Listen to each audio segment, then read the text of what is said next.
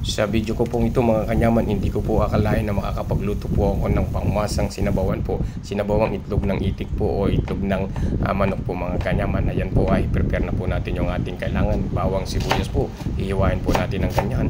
And then nanghingi po tayo ng isang celery po mga kanyaman. Isang stock ng celery po mula kay Aling Marites. In-sponsor nyo po yan mga kanyaman.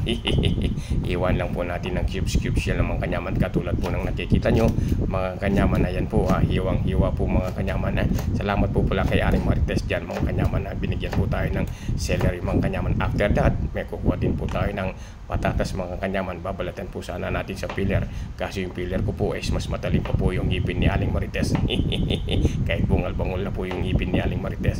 Ayan, iwain po natin ng cubes mga kanyaman yung patatas po natin at saka po yung carrots po natin mga kanyaman. Ayan na po katulad po ng nakikita nyo.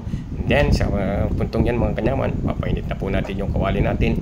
Lalagyan na po ng mantika at ilalagay na po natin yung bawang sibuyas na magkaibigan walang iwanan. And then sa puntong po ito, shoutout nga po pala sa mga katulad kong OFW mga kanyaman na laban-laban lang po at nilagyan ko din po ng chicken cubes yan mga kanyaman para lalong malasa po yung ating sabaw mga kanyaman. And then after that, ipiprito po natin, isasangkotso po natin yung patatas natin at saka yung carrots po natin katulad po na nakikita nyo. Ang sarap na po, ang amoy na po ng aroma ng bawang sibuyas. Ang sarap-sarap na po.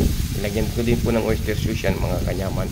And then yung patis po, tansyahan lang po natin muna para hindi po maalat yung ating sabaw po mga kanyaman. Tapos po yan, lalagyan na po natin ng tubig. Mula sa tubig ulan po mga kanyaman sabaw po. And then yung celery po, pakukulayin po natin yan mga kanyaman hanggang lumambot po yung carrots, patatas po natin hanggang sa lumabas din po yung aroma ng celery mga kanyaman. Amoy na po natin mga kanyaman hanggang sa kapitbahay po mga kanyaman. After that, ilalagay na po natin yung itlog natin mga kanyaman Ang sarap na po mga kanyaman Medyo halo-halo lang po at ayan na po yung resulta po mga kanyaman.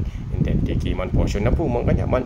Siyempre yung subong kanyaman po para kay Marites mga kanyaman. Ang sarap kanyaman, lalong-lalo na po ting tagulan po mga kanyaman.